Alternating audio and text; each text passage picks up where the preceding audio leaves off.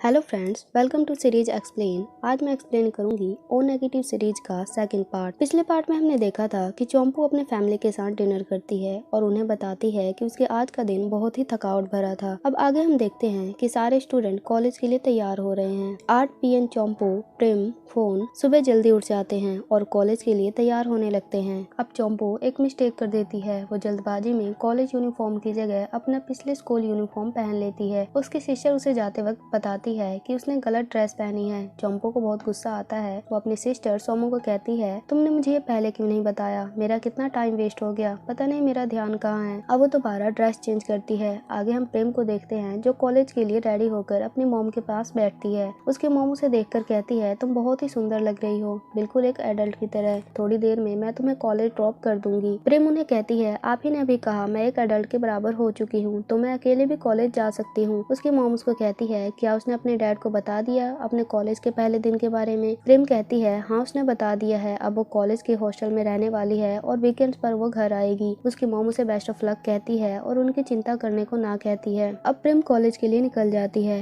अब हम फोन को देखते हैं जो अपनी कार में सामान रख रही है और वो कार से कॉलेज जाने लगती है। अब वे पांचों स्टूडेंट अपने कॉलेज में पहुंचते हैं। वे सारे एक ही रूम में होते हैं। सब एक दूसरे को हेलो कहते हैं। आगे उस रूम में एक प्रोफेसर आते हैं। वो ग्रीन बोर्ड पर अपना नाम लिखते हैं जो बहुत ही लंबा था। वो सभी स्टूडेंट से कहते हैं, तुम सब मेरा ओरिजिनल नाम भूल सकते हो और मुझे मिस्टर बड़ी कह सकते हो। उनके ये प्रोफेसर बहुत ही फ्रेंडली होते हैं। आगे वो उन्हें एक टास्क देते हैं जो उन्हें 3 आवर्स में ड्रॉ करना था और वे देखना चाहते थे कि कौन सा स्टूडेंट आर्ट में ड्राइंग में किस लेवल पर है। सारे स्टूडेंट अपने ड्राइंग में लग जाते हैं। उनके टीचर वहाँ धीमी म्यूजिक चला देते हैं ताकि सारे बच्चे ड्राइंग करते समय बोर ना हो और एंजॉय करें। अब चोम्पू प्रेम से कहती है, उसने सोचा भी नहीं था उसे ऐसे प्रोफेसर मिलेंगे। मुझे ये टीचर बहुत पसंद है, ये बहुत ही कूल है। प्रेम भी कहती है, हाँ ये टीचर बहुत ही अच्छे हैं। आगे ड्राइंग करते समय प्रेम की पेंसिल की नोक टूट जाती है और आर्ट ये देखकर प्रेम को अपनी नई पेंसिल देता है। प्रेम उसे थैंक्स कहती है। चोम्पू भी ये देखती है। वो आर्ट से कहती है कि उसकी पेंसिल की नोक भी घिस गई है, तो क्या वो उसे भी नई पेंसिल दे सकता है? आर्ट को ना चाहते हुए भी चोम्पू को पेंसिल देनी पड़ती है। चोम्पू पेंसिल लेकर बहुत ही खुश दिखती है। अब पियन ड्राइंग करते समय फोन को बार बार देखता है क्योंकि वो उसे लाइक करता है। वो ड्राइंग में उसकी हेल्प भी करता है। फोन भी पियन को देखकर खुश हो रही थी। आगे सभी बच्चे अपना ड्राइंग टेस्ट टीचर को सबमिट करते हैं। टीचर आर्ट की तारीफ करते हैं क्योंकि उसने बहुत ही अच्छे से ड्राइंग बनाया था। आगे वे कहते हैं, जिन बच्चों का ड्राइंग अच्छा नहीं बना उन्हें और भी प्रैक्टिस करना है और कभी हार नहीं मानना। आगे आर्ट, पियन और फोन कॉलेज में कैंटीन में बैठे होते हैं। फोन कंफ्यूज होती है कि वो क्या खाए। पियन उसे समझाता है उसे वॉक करते हुए कैंटीन में अच्छे से देखना चाहिए। यहाँ खाने के लिए बहुत सारी चीजें हैं जो उसे पसंद आएगी। अब फोन कैंटीन में खाने की चीजें देखने जाती है। आगे चोम्पू और प्रेम भी कैंटीन में आती है और पियन और आर्ट से पूछती है कि क्या वे उनके साथ बैठ सकती हैं। आर्ट और पियन हमेशा से चोम्पू को इग्नोर करते रहे हैं क्योंकि वो उसे बात नहीं करना चाहते। अब चोम्पू उनसे पूछ ही लेती है कि तुम दोनों मुझे देखकर अजीब सा चेहरा क्यों बना लेते हो? आर्ट उसे कहता है, पता नहीं, लेकिन हमें तुम्हें देखकर अच्छा नहीं लगता। आगे वे साथ में लंच करते हैं। वे अपनी क्लासेस के बारे में बात करने लगते हैं। उन सबको दोबारा असेंबली में जाना था जहाँ उनके सीनियर फिर से उन्हें डांटेंगे और डराएंगे। चोम्पू ये सब बिल्कुल पसंद नहीं करती। वो कहती है वो दोबारा वहाँ नहीं जाना चाहती। आगे फोन अपना लंच लेकर पियन की सीट के पास आती है, लेकिन प्रेम को वहाँ देखकर वो वहाँ से हट जाती है और दूसरी तरफ बैठ जाती है। पियन चोम्पू और प्रेम से पूछता है कि क्या तुम तीनों में फाइटिंग हुई है, इसलिए तुम एक दूसरे से ऐसे अजीब बिहेव कर रही हो? आगे सारे स्टूडेंट असेंबल होते हैं। वहाँ उनके सीनियर फोन और प्रेम को अपनी फाइटिंग खत्म करके एक शो करने का टास्क देते हैं, जैसे कि डांस, सिंगिंग एक्टिविटी। आर्ट और पियन भी उन दोनों की हेल्प करते हैं और वे चारों डांस और सिंगिंग करते हैं। उनके सीनियर उनको डांटते हुए कहते हैं, हमें शर्म आती है तुम लोगों के कारण, तुम्हारे अंदर बिल्कुल भी क्रिएटिविटी नहीं है। तुम सब आर्ट के स्टूडेंट हो लेकिन आर्ट कैसे यूज करना है तुम्हें नहीं पता। वे चारों ये सुनकर शांत और खड़े रहते हैं क्योंकि वे जानते हैं कि सीनियर हमेशा ही डांटते रहते हैं। आगे सारे स्टूडेंट अगले दिन के आर्ट शो के लिए टॉपिक डिस्कशन करते हैं। प्रेम सबके टॉपिक लिखती है। आगे चोम्पू को उसकी मॉम का कॉल आता है। वो उसे कहती है, क्या तुम अभी हॉस्टल में हो? चोम्पू उन्हें कहती है, हाँ मैं अभी कॉलेज हॉस्टल में ही हूँ। उसकी मॉम उसे कहती है, तुम्हें हॉस्टल से बाहर रात में कहीं नहीं जाना, बाहर बहुत ही बेकार लोग रहते हैं और अपना ध्यान रखना। चोम्पू उन्हें थैंक्स कहती है। आगे वो डिस्कशन ग्रुप में वापस चली जाती है। अब वहाँ उनके सीनियर आते हैं जो उनको दूसरे रूम में लेकर जाते हैं। उस रूम में बहुत सारी चीजें होती है जो उनके टॉपिक डिस्कशन में काम आ सकती है। उनके सीनियर उनको कहते हैं, तुम सब यहाँ बहुत सी चीजों के बारे में डिस्कस कर सकते हो लेकिन सभी सामान का ध्यान रखना जैसे हम शुरुआत से इसको रखते हैं। पियन आर्ट से कहता है, यहाँ सारे सीनियर गुस्से वाले नहीं हैं, कुछ सीनियर अच्छे भी हैं जो सबकी हेल्प करते हैं। आगे सारे स्टूडेंट अपना डिस्कशन चालू करते हैं कि कल वे इस शो में क्या एक्ट करेंगे। फोन को नींद आने लगती है। वो प्रेम को कहती है कि वो अब यहाँ और डिस्कस नहीं कर सकती और वो सोने के लिए अपने रूम में चली जाती है। बाकी बच्चे अपना डिस्कशन चालू रखते हैं। कुछ बच्चे ड्राइंग करते हैं, कुछ बच्चे एक्टिंग की रिहर्स करते हैं। अब अगले दिन क्लास के बाद सारे बच्चे असेंबल हो जाते हैं और आर्ट पियन को कहता है कि वह आज उस पीरियड में नहीं जाएगा, उसे कोई काम है। सारे बच्चे लाइन में खड़े हो जाते हैं। सीनियर सबको देखते हैं। प्रेम सीनियर से कहती है कि वो अपना आर्ट शो स्टार्ट करना चाहते हैं, लेकिन सीनियर गुस्से में कहते हैं पहले मैं कुछ जानना चाहता हूँ, मिस्टर आर्ट कहाँ पर है, वो यहाँ क्यों नहीं है। सब कंफ्यूज होते हैं कि आर्ट यहाँ क्यों नहीं है। उनके सीनियर आगे कहते हैं तुम सब कैसे फ्रेंड्स हो, किसी को किसी की खबर नहीं है, कोई इतने देर से मिसिंग है और तुम्हें पता भी नहीं। तुम सब उसको फ्रेंड नहीं मानते या वो तुम्हें फ्रेंड नहीं मानता। अगर कोई भी एब्सेंट रहेगा या बंक मारने की कोशिश करेगा तो एक की जगह सबको पनिशमेंट मिलेगी। अब वे सबको फिर से झुकने की पनिशमेंट देते हैं और बॉयज को पुशअप करने की। अब रात हो जाती है। अब सारे स्टूडेंट उसी नए रूम में जो सीनियर ने उन्हें दिखाया था उसमें डिस्कशन कर रहे होते हैं। पियन आर्ट के लिए चिंता में होता है क्योंकि वो सुबह से अभी तक उससे नहीं मिला। अब वो आर्ट को कॉल करता है और उसके लिए परेशान हो जाता है। फोन से पूछती है कि आर्ट ने क्या कहा। वो उसे बताता है कि वो अपने पार्ट टाइम जॉब पर है इसलिए वो नहीं आ सकता, लेकिन मैं कल उससे जरूर बात करूंगा। एक दूसरा स्टूडेंट पियन को देखकर कहता है कि वे मुसीबत क्रिएट करने वाले स्टूडेंट हैं। अगले दिन सुबह वे पांचों फ्रेंड अपने क्लास के लिए रिहर्स करने लगते हैं। आर्ट पियन को कहता है वो ये सब नहीं करना चाहता, वो इस सिस्टम में फिट नहीं हो रहा। वो अब सबको छोड़कर वहाँ से जाने लगता है। वे सब उसे समझाते हैं ये थोड़े समय की बात है, वो ऐसे कैसे उनको छोड़कर जा सकता है और इसमें सिस्टम फिट होने वाली कोई बात ही नहीं है। अगर वो इस सब्जेक्ट को पसंद करता है तो वो इसको कैसे भी पढ़ेगा। और वो चारों आर्ट को रोकने की कोशिश करते हैं। अब फोन गुस्से में आर्ट को स्लैप कर देती है। आर्ट भी फोन को स्लैप कर देता है। पियन आर्ट को डांटता है कि वो फोन को थप्पड़ कैसे मार सकता है। आर्ट उसको कहता है उसने उसे गलती से मार दिया, वो ऐसा नहीं करना चाहता था। पियन आर्ट को कहता है अब मुझे डर लग रहा है क्योंकि अगर सीनियर को ये पता चला तो वो तुम्हें नहीं छोड़ेंगे क्योंकि वो शुरुआत से ही हम पर कड़ी नजर रखते हैं। अब आगे हम देखते हैं कि सीनियर आर्ट को पनिशमेंट दे रहे हैं। दूसरी तरफ पियन फोन को मनाने की कोशिश कर रहा होता है कि उसे उसको माफ कर देना चाहिए, वो ऐसा कुछ भी नहीं करना चाहता था। मैं उसकी तरफ से तुमसे माफी मांगता हूँ। वही चोम्पू और प्रेम भी होती है। चोम्पू तो जोर जोर से रो रही होती है। प्रेम उसको चुप कराने की कोशिश करती है। अब फोन मान जाती है और वो सीनियर के सामने आर्ट के साथ खड़ी हो जाती है। वो उनसे कहती है कि वो आर्ट को पनिशमेंट ना दे क्योंकि आर्ट की इसमें कोई गलती नहीं है। मैंने उसे सबसे पहले स्लैप किया था, उसने जानबूझकर कुछ भी नहीं किया। गलती उसकी नहीं, गलती मेरी है। आर्ट ये देखकर हैरान हो जाता है। सीनियर आर्ट को डांटते हुए कहते हैं तुम्हें पता नहीं, एक रियल मैन कभी गर्ल्स पर हाथ नहीं उठाता, उसे परेशान नहीं करता। अब वो आर्ट को छोड़ देते हैं। बाहर उसके सारे फ्रेंड उसका इंतजार कर रहे होते हैं। अब आर्ट वहाँ आता है और फोन के आगे बार बार झुककर उससे माफी मांगता है। फोन ये देखकर हंसने लगती है। पियन आर्ट को कहता है ये एक गर्ल है, मॉन्क नहीं, जो तुम इस तरीके से सॉरी कह रहे हो। अब फोन उसे माफ कर देती है और कहती है उसमें तुम्हारी गलती नहीं, मेरी गलती थी। अब वे पूछते हैं कि सीनियर ने उसको क्या कहा। आर्ट उनको कहता है अगर मैं अब रेगुलर क्लास अटेंड नहीं करूंगा तो वे मुझे सस्पेंड कर देंगे, लेकिन मुझे नहीं लगता वे मुझे सस्पेंड कर सकते हैं। आगे चोम्पू बच्चों की तरह आर्ट से रिक्वेस्ट करती है कि प्लीज आज शाम को क्लास जरूर अटेंड करना। वे सब हंसने लगते हैं। आगे हम देखते हैं वे सब सीनियर के सामने अपना शो परफॉर्म करते हैं। ये शो भी उनकी क्लास के बारे में ही था। इस एक्ट में चोम्पू एक्टिंग करते हुए कहती है वो इस मीटिंग को अटेंड नहीं करना चाहती। हमारे सीनियर हमेशा हमें डांटते हैं, हमेशा चिल्लाते रहते हैं। प्रेम और फोन सैडनेस और हैप्पीनेस की एक्टिंग करते हैं जो चोम्पू को आइडियाज देकर खुश करेंगे। अब आर्ट एक्टिंग करते हुए चोम्पू को कहता है चिंता मत करो, मैं भी उस मीटिंग को अटेंड करूंगा। मैं भी तुम्हारी तरह उस क्लास में नहीं जाना चाहता, मुझे भी वो सीनियर बिल्कुल पसंद नहीं है। पता है मैं क्लास को इसलिए अटेंड करूंगा क्योंकि मेरे कारण मेरे बाकी फ्रेंड को पनिशमेंट मिलती है और मैं ये नहीं चाहता। और कोई बात नहीं, हमारे कोर्स खत्म होने के बाद हम अपने उस सीनियर के मूछे भी खींचेंगे। मैं बहुत खुश हूँ कि मेरे पास इतने अच्छे फ्रेंड्स हैं जो मेरी चिंता करते हैं। चोम्पू आर्ट को धीरे से कहती है तुमने स्क्रिप्ट के हिसाब से कुछ ज्यादा ही बोल दिया। दरअसल आर्ट ने इस शो में अपने मन की बात भी बोल दी थी